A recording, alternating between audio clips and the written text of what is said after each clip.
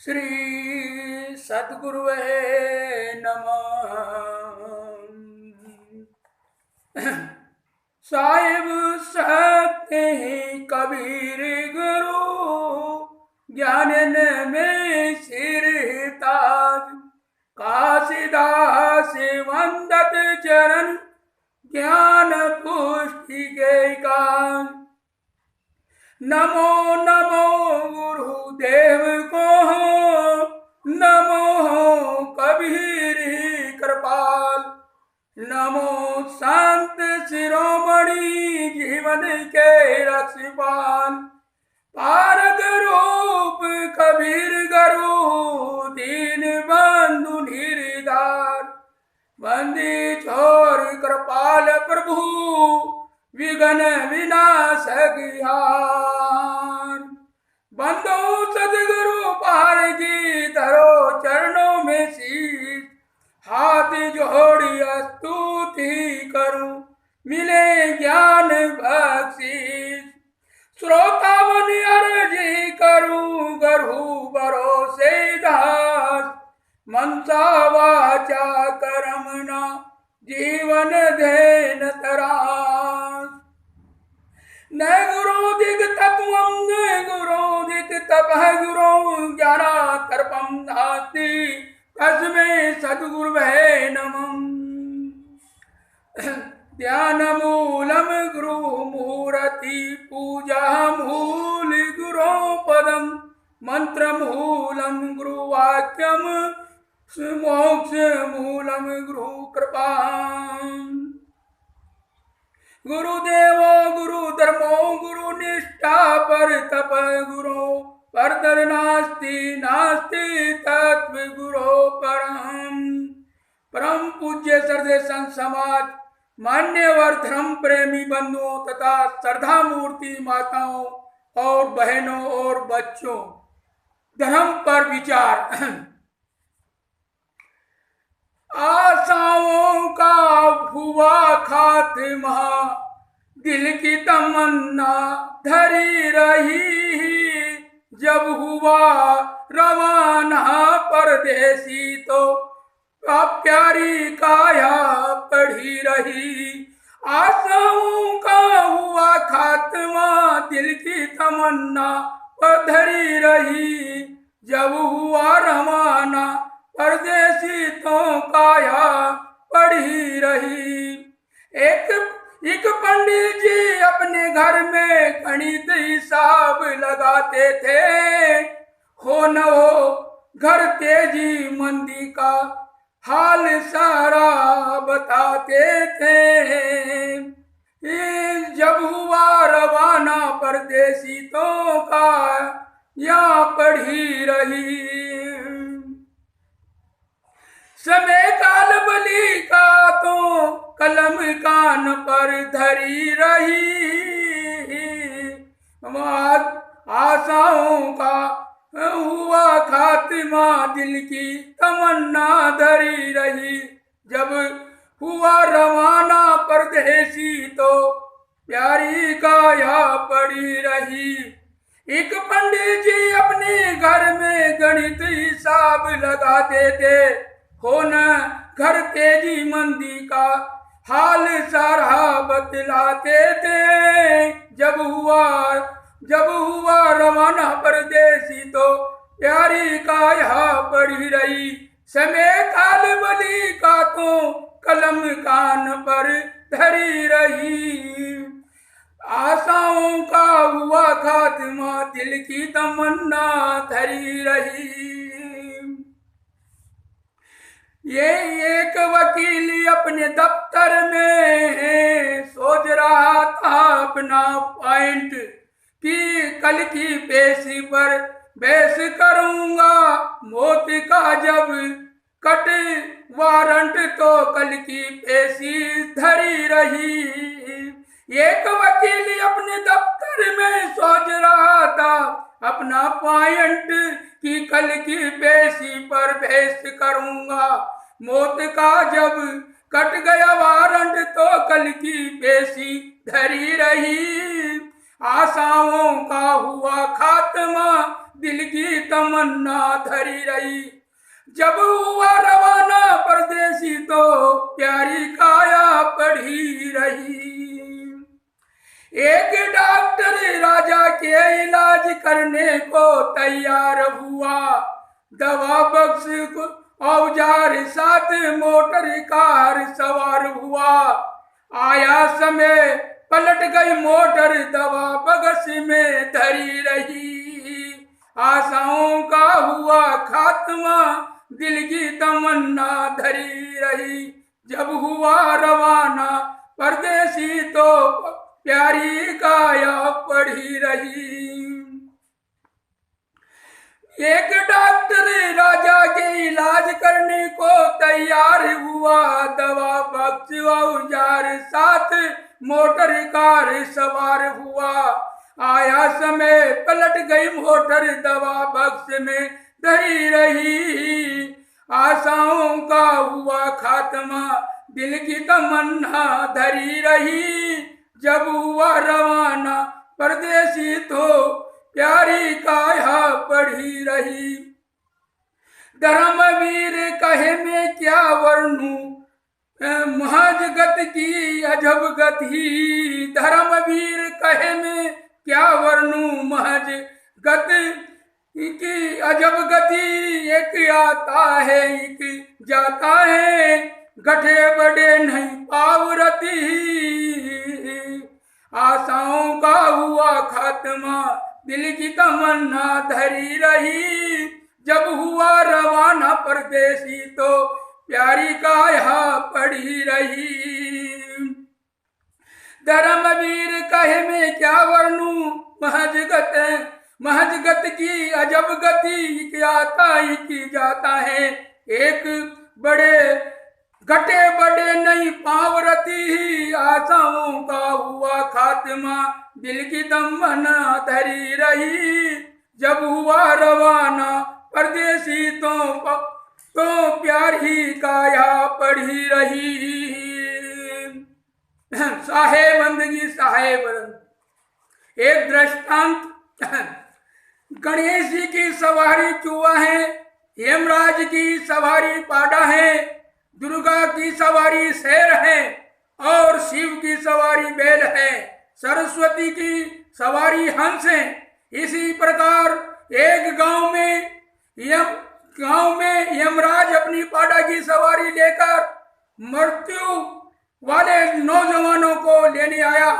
जैसे यमराज अपने पाडा को लेकर गांव में आया, वहां यमराज को देखते ही गांव के लोग परेशान होकर भागने लगे और आगे आगे तो गांव के आदमी और पीछे पीछे यमराज अपनी सवारी लेकर उनके पीछे जा रहा था। परंतु गांव के आदमी अधिक परेशान हो गए तो यमराज अपनी पाडा की सवारी लेकर एक बरगद के पेड़ के नीचे बैठ गया और यमराज कहने लगा कि मैं आपको पकड़ के नहीं ले जाऊंगा। और यमराज वहां बैठ गया। वहां पर गांव वालों ने सदगुरु वहां पर गांव वालों से सदगुरु कहते हैं कि आपको यमराज के पास नहीं जाना है। जब तक आप मेरे घेरे में रहेंगे या रहोगे तो आपका कुछ भी नहीं बिगाड़ सकता है। यमराज यदि आप मेरे घेरे में रहोगे तो भले कोई डाकू भी आ जाने तो भी उसे यमराज नहीं ले जा सकता है। और डाकू आया तो गुरुदेव ने उसके गले में माला डाल दी तो डाकू एक संत बन गया। कहने लगा, यमराज देखता रहा। उधर यमराज ने बरगद के पेड़ के नीचे शराब की दुकान लगाई और बीड़ी की दुकान लगा दी और तंबाकू की दुकान लगाई और मांस की दुकानें लगाई और विमलों की दुकानें लगाई और जर्दा की दुकानें लगाई। इसी प्रकार वहां दुकान लगाकर वहां बैठ गया। परंतु गांव वालों से सदगुरु कहते हैं कि आपको यमराज कुछ भी कह ले, परंतु मैंने आपसे कह दिया आपको मेरे पास से उठकर नहीं जाना है। यदि जो उठकर चला गया उसको यमराज पकड़ ले जाएगा। उधर यमराज बरगद के पेड़ के नीचे बीड़ी पीने लगा तो उधर गुरुदेव के घेरे में कोई बीड़ी पीने वाला था, उसकी वासना उठी। गुरुदेव इधर उधर होवे तो मैं बीड़ी पीने जाऊं। उधर यमराज कहता है मैं आपको नहीं पकड़ूंगा। उधर सदगुरु इधर उधर हुए, उधर उसमें बीड़ी पीने वाले की वासना उठी। वह बीड़ी पीने के लिए यमराज के पास चला गया और जाकर यमराज के पास हाथ में बीड़ी पीने लगा। उधर यमराज ने बीड़ी पीने वाले का हाथ पकड़ लिया तो उधर से सदगुरु ने कहा मैंने कहा था कि आपको यमराज के पास नहीं जाना है। उधर गांव वालों ने सदगुरु से कहा कि बीड़ी पीने वाले यमराज के पास चले गए तो सदगुरु कहते हैं कि जब तक आप मेरे पास रहोगे आपको कोई भी यमराज नहीं ले जा सकता है, परंतु जिसकी मांस खाने की वासना है तो उसको वह वासना ले जाती है। बीड़ी पीने वाले की वासना उसे ले जाती है, तंबाकू पीने वाले की वासना उसे ले जाती है, विमल खाने वाले की वासना उसे ले जाती है, जर्दा खाने वाले की वासना ले जाती है। इस प्रकार सदगुरु कहते हैं कि यमराज कोई और नहीं है, वह आपकी वासना है। जो बीड़ी पीता है उसको उसकी वासना ले जाती है। कोई मांस खाता है, बीड़ी पीता है, जर्दा खाता है, विमल खाता है, गुटखा खाता है, तंबाकू खाता है। इसलिए मनुष्य का यह अज्ञान ही उस मनुष्य का काल है। काल यानी अज्ञान, यानी यमराज कोई और नहीं है, ये मनुष्य की वासना ही है। उसमें जो वासना होगी वह उसको उठा लेगी। इसलिए सदगुरु ने कहा है काल काल तो सभी कहें, काल न जाना कोई, काल स्वरूप ही कल्पना सो काल ही समाना। सदगुरु कबीर साहब कहते हैं अरे बंदे कर ले जी आप निबेरा, बंदे कर ले आप निबेरा, आप जियत लिखूं आप टोर करूं मुए खाकर तेरा, यही अवसर नहीं चेतु प्राणी अंत को हो ही नहीं तेरा। कहे कबीर सुनो संतों ये कठिन काल का घेरा, ये कठिन काल का घेरा। एक दृष्टांत है, विदुर जी ने राजा धृतराष्ट्र को समझाने के लिए दत्तात्रेय की न्याय भरी वाणी कही सुनाने का प्रस्ताव रखा था। दत्तात्रेय बोले जो कुछ मैंने सुना है गरु गादी से मैं सुना सीखा हूँ वही मैं कहता हूँ। धैर्य धारण करना, मन को वश में रखना तथा सत्य का पालन करना ही मनुष्य मात्र का कर्तव्य है। मनुष्य को चाहिए कि वह अपने मन की समस्त गांठों यानी ग्रंथियों को खोलकर भली प्रकार जानकर प्रिय और अप्रिय सभी को आत्मा के समान ही समझे, समदर्शी एवं आत्मा दृष्टा बने। किसी व्यक्ति द्वारा अपशब्द कहे जाने पर भी उसका उत्तर न दे, क्रोधी होकर प्रतिक्रिया न करे, क्योंकि अपमान सहन कर लेने वाले का क्रोध ही अपमान करने वाले को भस्म कर देता है और उसका पुण्य भी अपमान सहन करने वाले को ही प्राप्त होता है।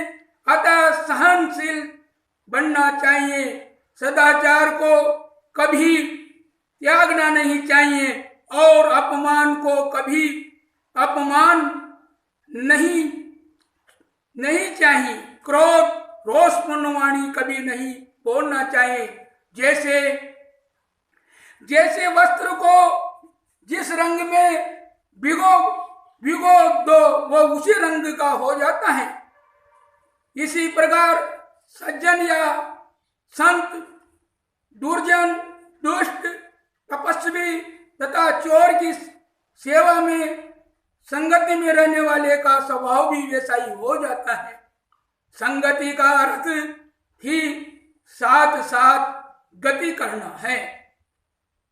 अंत संगति का प्रभाव तो होगा ही। कहावत है कि खरबूजे को देखकर खरबूजा रंग बदलता है। सभी का दिल जीत लेता है वही देवता है। बोलने की अपेक्षा मौन श्रेष्ठ है। मौन की अपेक्षा सत्य कहना श्रेष्ठ है। मौन वाणी की पहली विशेषता है सत्य कहना। वाणी की दूसरी विशेषता है सत्य भी प्रिय शब्दों में कहा जाए तो यह वाणी की तीसरी विशेषता है। प्रिय सत्य धर्म ही है। बात का धनी पक्का है, दूसरों के दोष जान ले। सततगुरु ने कहा है जो नर नारी भोगने की आशा लेकर मरेगा वही भवसागर में डूबेगा। यह आपके हाथ की बात है। कहावत है कि अंधे को अंधा नहीं कहा जाता है क्योंकि वह अप्रिय शब्द है, कहता नहीं है। वह कम से कम वचन की लाज तो रखता है। जो नर नारी भोगने की आशा छोड़कर मरेगा वही भवसागर में तरेगा। इस संसार में नेकी बदी के दो रास्ते हैं, गौर से सुन लो। तुम्हें चलना है जिस रास्ते से अपना रास्ता चुन लो। रास्ते चलने से पहले सोच लो अनजान क्या होगा। भला कर भला होगा, बुरा कर बुरा होगा। निज स्वरूप प्रिय के बिना दुखी बने सब लोग। विषय काम वश भटकते सहे कठिन भवरोग। निज स्वरूप परिचय बिना दुखी बने सब लोग। विषय काम वश भटकते सहे कठिन भवरोग। तुलसी या संसार में भांति भांति के लोग। सबसे हिल मिल कर चालिए नदी नाव संगियो। लग 84 भोग के पोपर अटके आए। अब की पासा न पड़े तो फिर 84 जाए। हवीस इंसान को हैवान बना देती है। हवीस की चोट इंसान को इंसान बना देती है। अगर हवीस से बचे जीवन भर तो इंसान को भगवान बना देती है। हवीस इंसान को हैवान बना देती है। हवीस की चोट इंसान को इंसान बना देती है। अगर हवीस से बचे जीवन भर तो इंसान को भगवान बना देती है। सततगुरु श्री पूरन साहिब ने चौपाई में कहा है, हो कहीं कबीर सुन शिष्य सयाना। ये भरम जाल सब विधि नाना। जो जीव जमा नहीं हो रे भाई। ये सब सिद्धांत कौन ठहराई। हो जीव ही करता कर्म बनावे। जीव ही काल समेट रामे। हो जीव ही ब्रह्म आत्मा होई। जीव ही योग करे सब कोई। चार ही वेद और नाना बानी। कल्पी सब जीव उत्पानी। हो जीव जमा एक साजर भाई। ये सब सिद्धांत कौन ठहराई। हो जेते सिद्धांत भयो जग सोई। वो सब बास जीव को होई। सतगुरु श्री कबीर देव ने समाज जहाँ कहीं एकता को तोड़ने वाले की बात देखते थे उनका बारंबार खंडन करते थे। धर्म के नाम पर मनुष्य के बीच दीवार खड़ी करने वाले धार्मिक ठेकेदारों को भी उन्होंने कसकर फटकारा और कहा कि मानव केवल मानव है। राष्ट्रीय एकता के बारे में विवेचन करते हुए गुरुदेव जी ने कहा है कि राष्ट्र को जमीन नहीं है।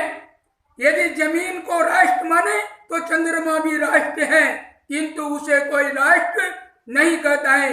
राष्ट्र है मानव।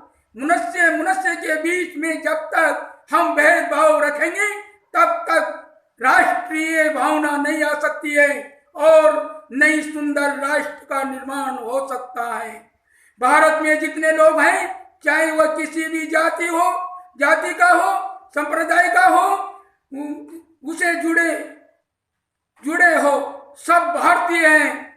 वह किसी भी जाति और संप्रदाय का हो, वह सब भारतीय हैं। संप्रदाय बनते बिगड़ते हैं, किंतु धर्म शाश्वत रहता है। जातिवाद और संप्रदायवाद ये दोनों भयंकर रोग हैं। जब तक ये रोग खत्म नहीं होगा, कोई परंपरा, समाज व राष्ट्र स्वस्थ होकर जी नहीं सकता है। सदत गुरु श्री कबीर साहब वह बात कहते हैं जिससे एकता अपने आप फलित होती है।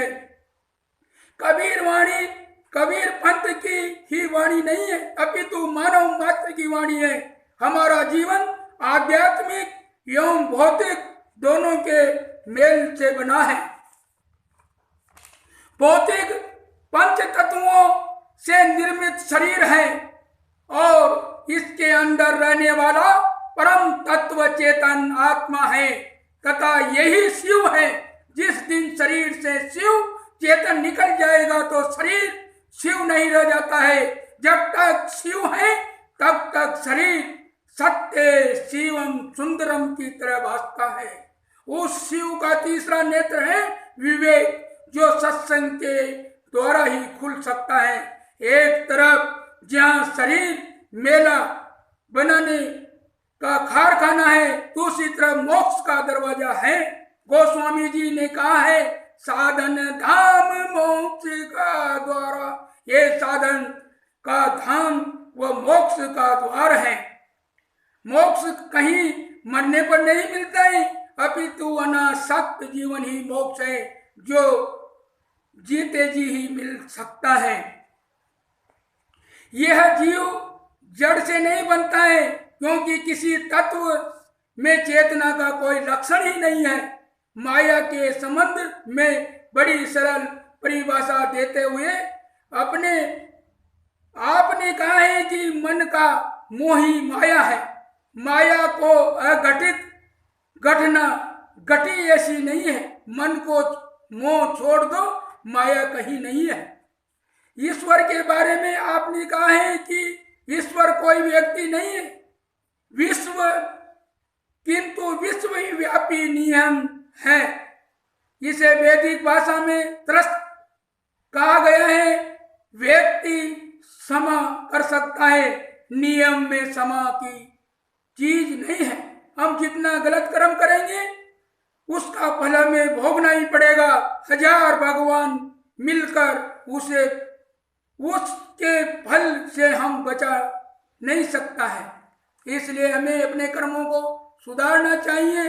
पहले हमें अपने को देखना चाहिए कि हम सुधरे हैं कि नहीं। कितनी यदि हम अपना सुधार कर लेते हैं तो समाज का एक अंग सुधर गया है, किंतु हम दूसरों पर ध्यान देते हैं जिस पर हमारा कोई अधिकार ही नहीं है।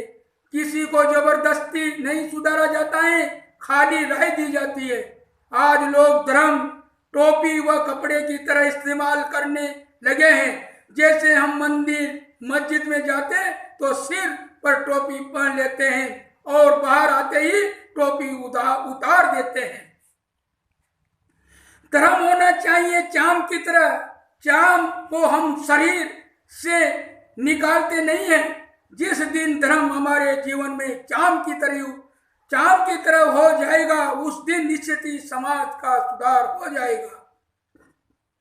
काम क्रोध मद लोभ की जब लग घट में खान, क्या पंडित क्या मूर्ख दोनों एक समान। रजोगुणी ब्रह्मा तमोगुणी शंकर, सतोगुणी विष्णु होय।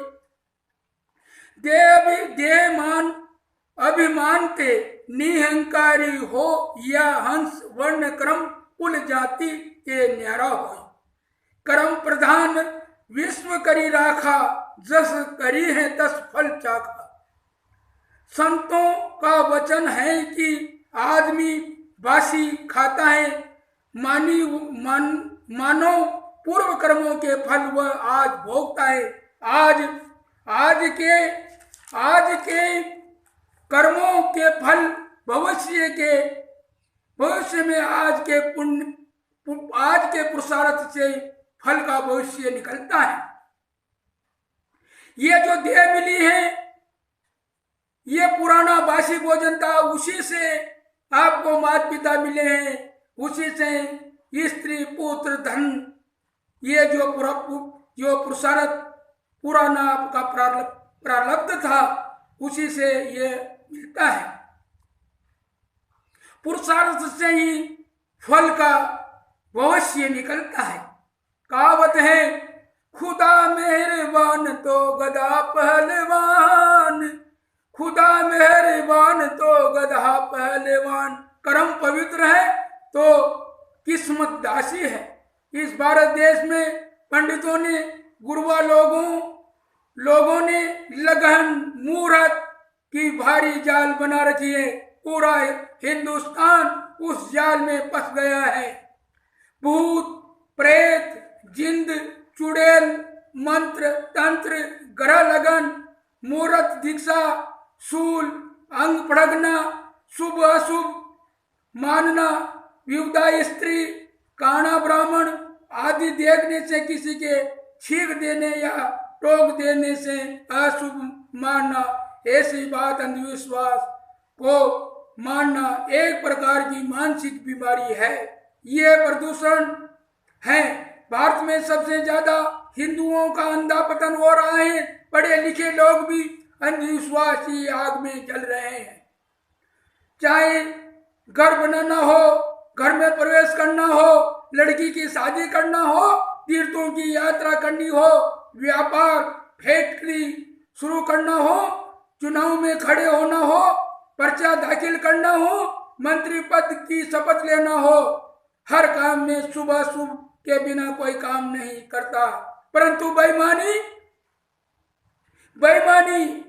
बदमाशी, बलात्कार करने में, चोरी डाका करने में, घूसखोरी में, काला बाजारी में, मिलावटबाजी में, हिंसा करने में, हत्या, अन्य प्रकार के पाप कर्म के लिए किसी को शुभ घड़ी, शुभ मुहूर्त, शुभ सुखन की आवश्यकता नहीं रहती है। इन पाप कर्मों के लिए सभी समय शुभ मुहूर्त तथा शुभ घड़ी है। ग्रह टेढ़ा है ऐसा मानना, उसकी शांति के लिए पूजा करना, हाथ की उंगलियों में धातु की अंगूठियां पहनना, ये मानसिक प्रदूषण ही है। आश्चर्य तो यह है कि सारे के सारे ग्रह नक्षत्र ज्यादातर हिंदुओं के ऊपर ही टेढ़ा होता है, इसलिए उनकी शांति के लिए हिंदू ही परेशान होते हैं। अनेक प्रकार की पूजा पाठ करते हैं। गैर हिंदुओं पर यह ग्रह नक्षत्र कभी कुपित टेढ़े नहीं होते हैं, इसलिए इनकी शांति के लिए कोई पूजा पाठ भी नहीं करते। सारे संसार में सबसे ज्यादा देवी देवता हिंदुओं के यहाँ ही हैं और उसकी संख्या 33 करोड़ से ऊपर पहुंच गई है। परंतु वह सब मिलकर हिंदुओं की रक्षा भी नहीं कर पाते हैं। इसलिए हिंदुओं को गैर हिंदुओं के पीर, पैगंबर, वलियां की शरण लेनी पड़ी है। उनकी मजारों पर जाकर सजीदा करना पड़ रहा है, परंतु फिर भी उनका दुख दर्द दूर नहीं हो पा रहा है। जब तक आदमी भ्रांति नहीं मिटेगी, तब तक वह गोबर पत्थर की मूर्तियों के सामने नाक रगड़ता रहेगा। अगर ये 33 करोड़ देवी देवता रोटी खाने लगे तो 33 करोड़ रोटियां चाहिए। कौन भाई का लाल है जो 33 करोड़ रोटियां बना के खिलाएगा। फिर भी कहते हैं घर में बहू आए 8 साल हो गया, अभी तक एक भी संतान नहीं हुई। गैर हिंदुओं के मजारों पर जाकर सिजदा करनी पड़ी, दुआ मांगनी पड़ी। कहते हैं कि है पीर बाबा, घर में बहू आए 8 साल हो गया, एक भी बच्चा दीजिए। कोई धन मांगता है, कोई संतान मांगता है, लेकिन एक कुत्ता, सुअर, गाय किसी के पास नहीं जाते हैं मांगने, वे मांगने नहीं जाता है। ये कुत्ते के साथ 10-10 पिल्ले घूमते हैं उसके पीछे। एक सुअर के 12-12 बच्चे फिरते हैं उसके पीछे। वह किसी ईश्वर के पास नहीं मांगने जाते हैं, बिना मांगे ही मिलता है, वही अमृत है। देखिए रामायण क्या कहते हैं। राजा जनक जी का, जनक का रखा हुआ धनुष कितना बड़ा था। जैसे कि तुलसीदास महाराज ने लिखा है चौपाई, भूप सहज 10 कई बार लगे उठावन टरे नटारा। ये तो अच्छा हुआ कि धनुष को 10,000 राजे महाराजे उठाने लगे। उठ जाता तो सीता का विवाह किसके साथ करते। कितनी हवाई चौपाई लिख डाली है। माता सीता जी का विवाह किसके साथ किया जाता। 10,000 राजे धनुष उठाने में लग गए, तभी धनुष नहीं उठा। एक आदमी को धनुष उठाने में कम से कम 2 फीट जगह जमीन चाहिए, और जमीन रहने के लिए खड़ा होना चाहिए। तो 20,000 फीट जमीन पर धनुष पड़ा होगा। जिस प्रकार स्त्रियां नपुंसक को अपना पति स्वीकार नहीं करती, इसी प्रकार प्रजा भी ऐसे राजा को अपना स्वामी नहीं मानती। इंसान में भेद रखता है, वह मूर्ख ही होता है। जो अपने घमंड को नहीं छोड़ता, महत्व, पद प्रतिष्ठा, राज आदि में बड़ा नहीं होता है, सद्गुणों से बड़ा होता है। हे भाइयों और बहनों, किसी भक्त ने एक संत से कहा कि महाराज आपको साधु मार्ग में आए कितना वर्ष हो गया। महात्मा ने कहा मैं 20 वर्ष का था। उस समय मैंने स्कूल छोड़कर संतों के डिपार्टमेंट में भर्ती हो गया हूँ। आज 70 वर्ष हो चुके हैं। और उस भक्त ने कहा कि इतने साल तक महात्मा में भर्ती होकर आज तक क्या पाया है। महात्मा ने कहा कि बेटा पाया कुछ भी नहीं, सब खोया है। पहले मैंने जो मान रखा था उसको खो दिया है, तभी तो मेरे को असली हीरा मिल गया है। हीरा के लिए सब नकली को खोना पड़ता है। देवी देवता, भूत प्रेत, मसान, जिंद, चुड़ैल, भूत प्रेत, तीर्थ मूर्त उपासना, राम कृष्ण शिव शक्ति 33 करोड़ देवता सबको खो दिया, तभी तो अमर आत्मा राम को पा गया हूँ। तो जन्म मृत्यु से परे है, मृत्यु को भी जीत गया हूँ। ऊंच नीच जाति पाति भोग विलास आशा तृष्णा के पार उतर गया हूँ। मन मस्त हो गया फकीर क्यों डोली। मन मस्त हो गया फिर क्यों डोली।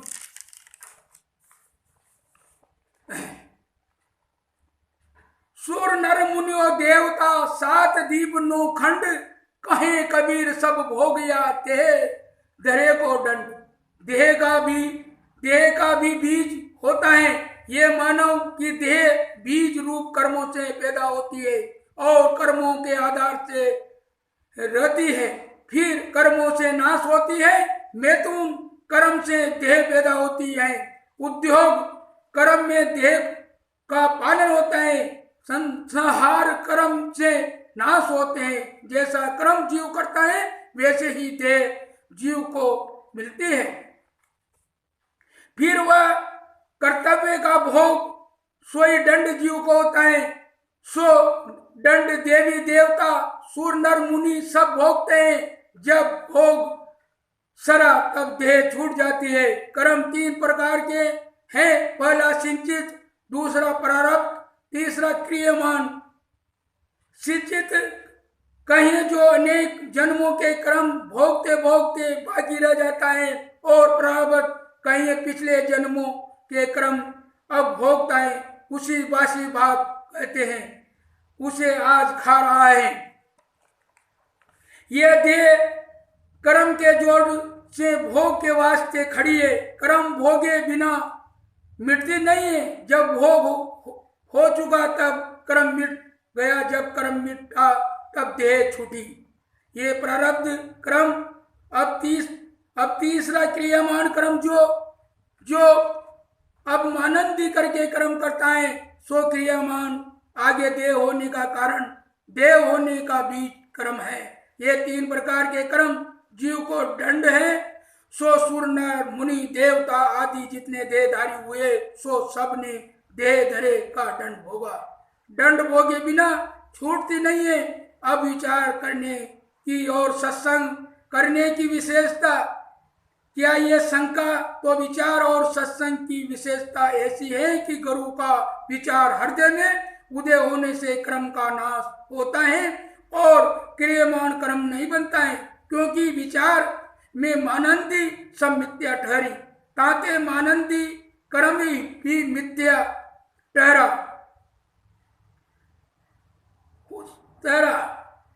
जब क्रियमान नहीं तब आगे देह नहीं, अब रहा प्रारब्ध तो ताका रूप देह बनी है, सो भोग से नाश होवेगा, फिर आगे कुछ नहीं। इस तरह ब्रह्मज्ञानी वेदांती भी कहते और बोलते हैं, ये शंका बोलते हैं, परंतु गुरु पद पारक स्थिति को प्राप्त भय नहीं, यहाँ कसर है, ताते बीज है। कसर सोई बीज ताते फिर देह होती है। पारक प्राप्त होए तो रहित हैं। श्री कबीर परिचय साखी, सबके उत्पत्ति जीव सो, जीव सबन की आदि, निर्जीव से कुछ होत नहीं, जीव ही पुरुष अनादि।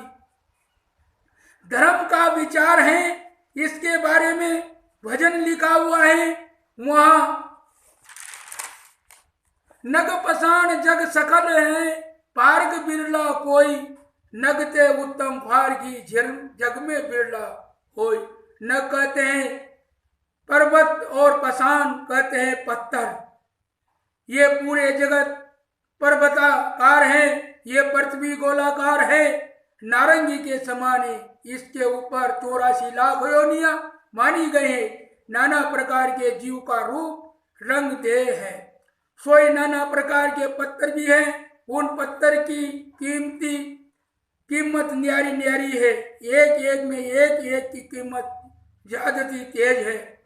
इस 5 रतन है, वह सर्वोपरि है। वही हीरा है, लाल, पन्ना, पुखराज, नीलम, ये 5 रतन को हीरा कहते हैं। वह सद्गुणी मनुष्य वही देवता है। वह देवता ज्ञान के, भक्ति के, विचार के अधिकारी हैं। वह अपने सद्गुणों के भीतर ही चलते हैं। अपने